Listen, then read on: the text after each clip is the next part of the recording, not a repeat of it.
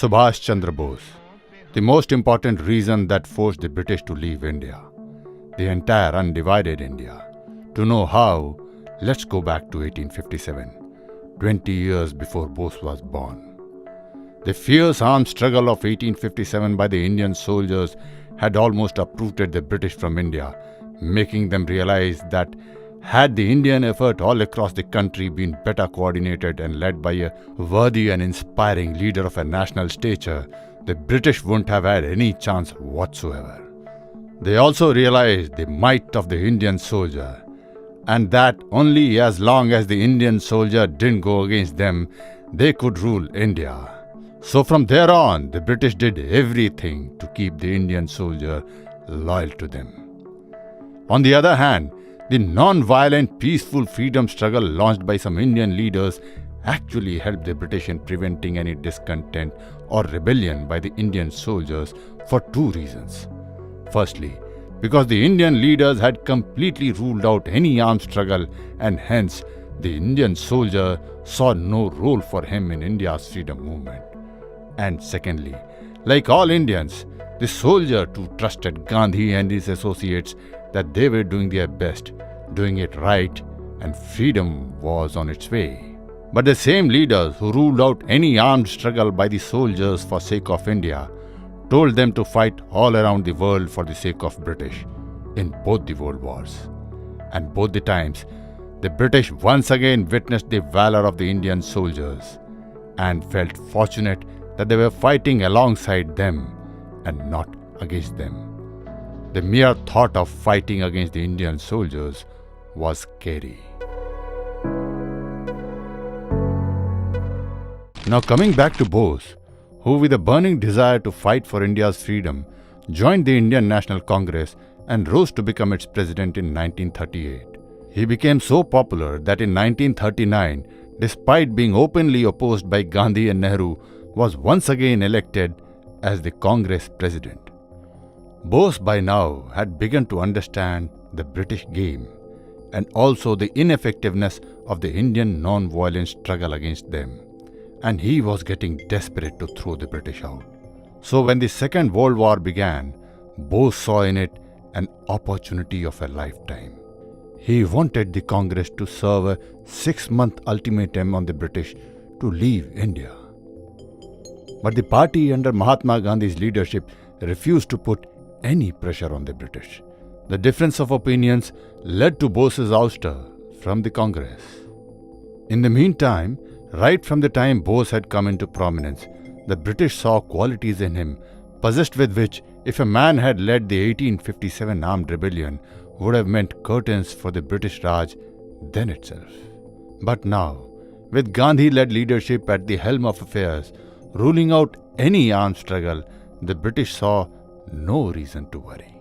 And they did not foresee anyone growing beyond the shadows of Gandhi. But Bose was fast becoming the most popular leader, not just in the party, but also in the entire country. He was growing taller in stature than any other leader, including Gandhi. The British now weren't taking any chances with him. So after Bose was released from jail for the 11th time, they put him under house arrest. But their underestimation of Bose had just begun. He escaped not just from his house, but India as well. The British, though, still felt no reason to worry, because Bose from outside India didn't seem to be a threat to them in India. And in the absence of Bose, people in India had no choice but to follow the Gandhi-led leadership. The docile and harmless kind of leadership the British were very comfortable handling and dealing with. And for Bose, in a foreign land, with no support even from the leadership of his own country, the British thought it was all over. Because even in their wildest of their dreams, they couldn't have imagined what Bose could do. Bose went around meeting leaders of the world, talking, negotiating, strategizing like a leader, a warrior, and a statesman. With tremendous self-belief, a clear vision, and a roadmap for India's freedom and beyond, he formed the Azad Hind Fauj, the Indian National Army. On 21st October 1943, he also formed the first independent government of India, Azad Hind Sarkar, and became the first Prime Minister of India, the only one of the undivided India. In 1944, leading the Indian National Army, Bose, along with the Japanese army, came down to Myanmar with a plan to enter India from its east and liberate it. The people in India by now had begun to realize the futility of the non-violent method of freedom struggle. They were getting impatient. I do not know how many of us who are going to participate in the coming battles will survive to see India free. And when Subhash Chandra Bose gave the clarion call, "Tum mujhe khoon do, main tumhe azadi dunga. You give me blood, I'll give you freedom." People saw hope. An unstoppable uprising was imminent. The British now had begun to realize what Bose was all about. That he was the kind of man they had been dreading all along since 1857. Now he was here and coming. The British began to develop cold feet. Shivers went down their spine and the spine of some leaders in India as well. But then a few unfortunate events, including the Nagasaki Hiroshima bombings, happened and the Japanese surrendered on 15th August 1945. The British and even some Indian leaders heaved a sigh of relief. For Bose they thought it was finally all over. But they underestimated him once again. Because Bose was made of a different metal altogether. To fight or not wasn't even a question in his mind. How to fight was.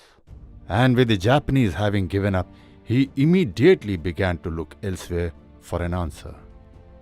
Now, for the British and some other powers as well, Bose was becoming too much to handle.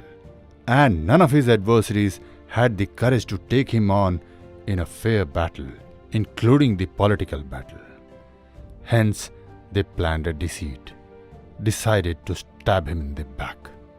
Bose, on 18th August 1945, just 2 days after the Japanese surrender, took off in a plane for USSR with the aim of getting their help for his battle. As the plane came down in Taiwan for refueling, Bose mysteriously disappeared, or was kidnapped and made to disappear. But Bose by then had done enough to fire the imagination of an entire nation.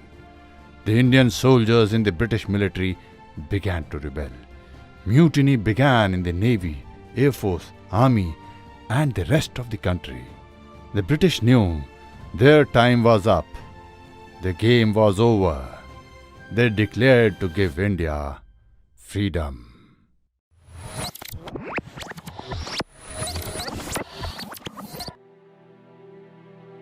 Bose, Subhash Chandra Bose, the most important reason that forced the British to leave India. In an interview to BBC in 1955, that's what Dr. Bhimrao Ambedkar said.